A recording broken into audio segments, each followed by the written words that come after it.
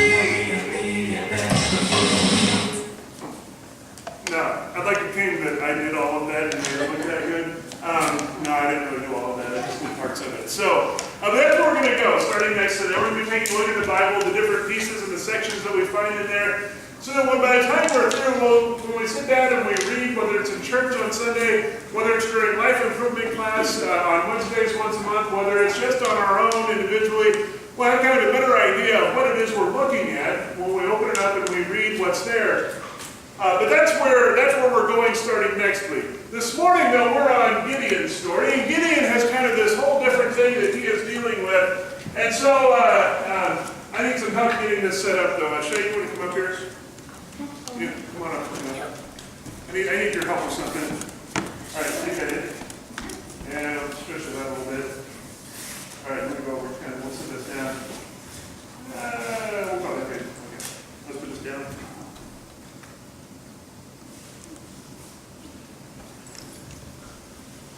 All right. Now, do you think you can walk across that and not fall off and stay on the table? All right.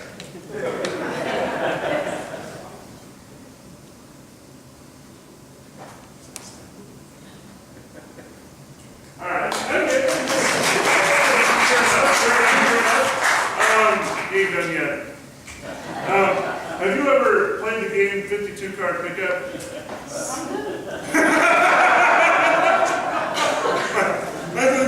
Let's see this. Nope, not quite. All right, now can you leave them down there? Don't try picking them up.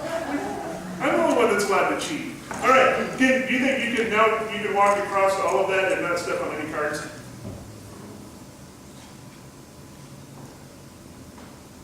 Okay. You can tell right where he was kind of laying down, blocking any place from getting cards. Because there's a big gap right here that, all right, thank you. You can go sit down now. Greg Weibel down in Oak Grove this morning accused me of bringing poker cards to the church.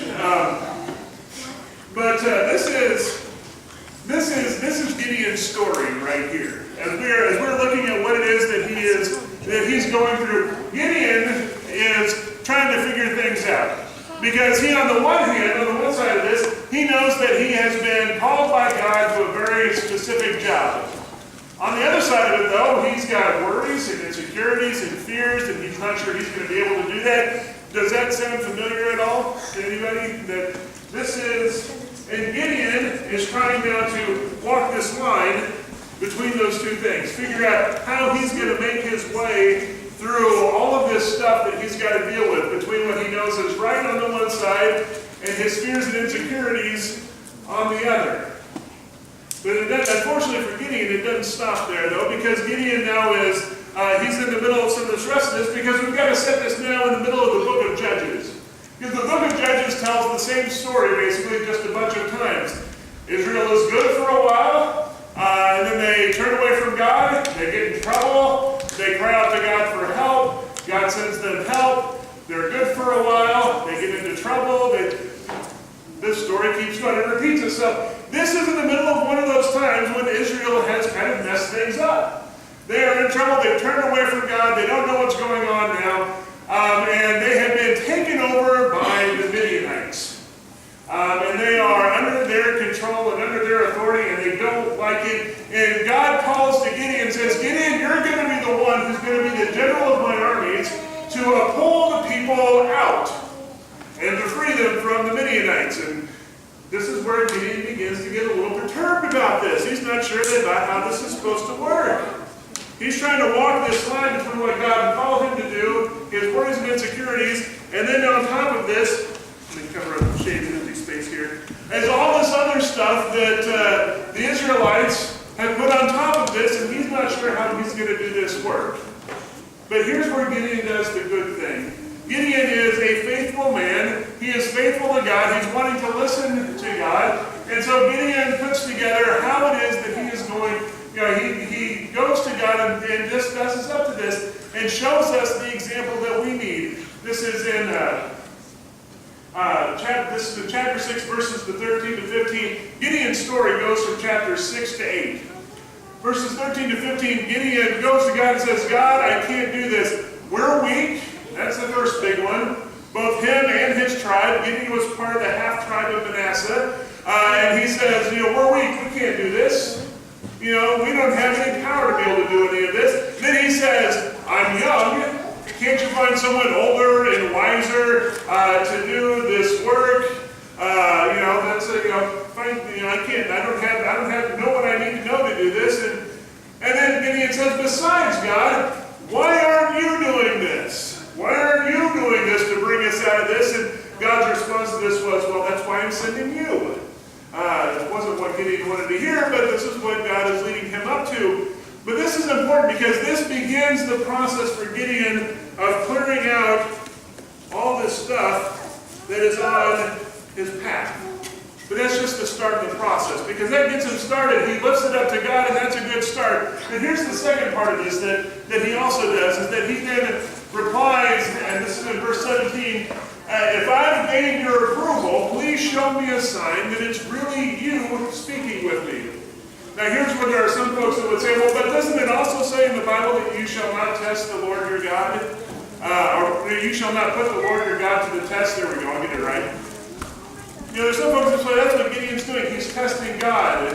But that's really not what Gideon is doing. Gideon is saying, God, I've got to walk this line. You're telling me one thing over here. I'm worried about everything else over here. I've got to make my way through this. I just need some help knowing that this is the right thing for me to do. Gideon is open to hearing an answer, hearing a response from God. And he doesn't, the difference between what Gideon is doing and between us maybe trying to test God is that when we're trying to test God, we give him the test, we know what the answer is, and we expect him to get 100% on that test, like we have all the right answers. Gideon doesn't. Gideon just says, God, I just want to make sure I'm going in the right direction. Just send me something so I know I'm doing the right thing. And God does that. God begins that process of answering Gideon and cleaning off some more of this line for him to go on, to walk across. God says to Gideon, go and put your army together. Gideon goes out, he begins to raise an army. He raises an army of about 32,000 men to go and to take on the Midianites. But God says, here's the next part of this though, Gideon. You all need to know that it's not you all who are doing this by your power, but it is through my power that this happens, because God says, I know how this story goes. If you do well, you're going to claim credit for it like it was you all along, and well, that's not what I want you to do. I want it to be obvious how this happened. So he says to Gideon, he says, gather your men together and do this. Say to them, if any of you are scared or afraid or worried, you can go home. So Gideon does that. He gets his men together, he tells them that, and of those 32,000 men that had gathered there to be in that army, only 22,000 of them or so got up and left.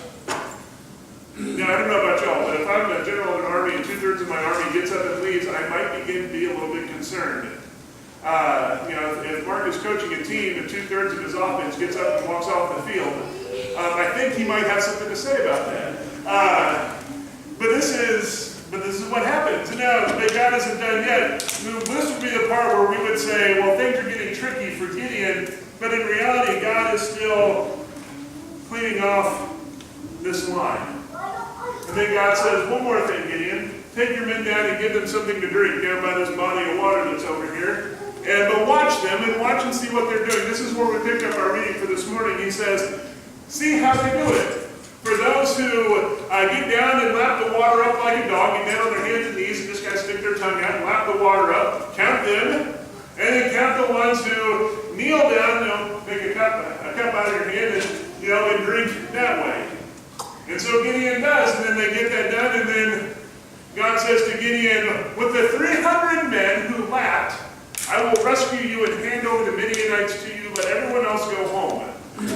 So remember, he started out with something like 32,000 men, lost 2/3 of them the first time. Now he is down to 300 men that he's going to go take on the Midianites with. 1% of what he started with, but that's what he does. Because this was the time when God began kind of finish making that line clear, getting everything out of the way so that Gideon can go and do this work.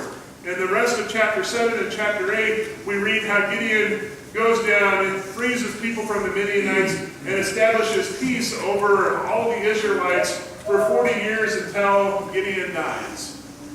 This is a good story. This is a story that Gideon was doing everything that he was supposed to do. He was worried, he was concerned, he lifted up to God, details it out, and says, I'm worried about these things, and says, God, I just need to know, what am I doing here? And God responds to him and gives him what he needs so Gideon can go and he can walk that line. And so he can navigate his way through that. But here's the thing. God knows that we aren't very good at that a lot of times. That we struggle with that we have problems with that, and that no matter how many different times he comes and he clears us off and makes a path for us, we're still going to mess up, we're still going to have issues, it's still going to be hard. He knows we aren't very good at this, but he also knew that we were ready for the next step. So as we make that transition long after Gideon's time from the Old Testament into the New Testament, God does something different so that we can walk that line with more assurance, with more courage, with more ability than we can on our own. He sends his son to come into the world and do something different. Where we've got this tiny blue line here that Shane can walk across and that I can walk across, but I can only walk across it because it's tape on carpet. So it's a little bit easier to deal with. If we had to walk across, sorry, I'm going to get myself. Coming up next. Sometimes it gets a little bit harder to do this, but he sends his son to come in.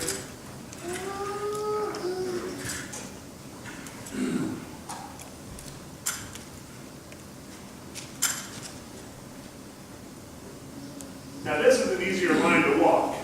I can walk across this. I can dance across this, but y'all don't need to see that. This is an old bedroll that I have. I can lay down and take a nap on this, and it would be okay, because this is the work that God does. This is the work that God does that helps us to find a new way, to find the assurance and the confidence we need to do His work. And helps us to go forward and share in His light and His love, and share that message with the world that needs to hear it.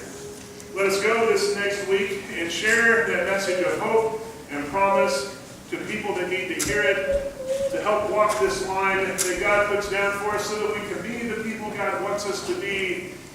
Because sometimes we need to hear that message ourselves, and other times we need to share it with folks that need to know that there is something more than this tiny line that they're trying to navigate across. Let us go and do that in Christ's name.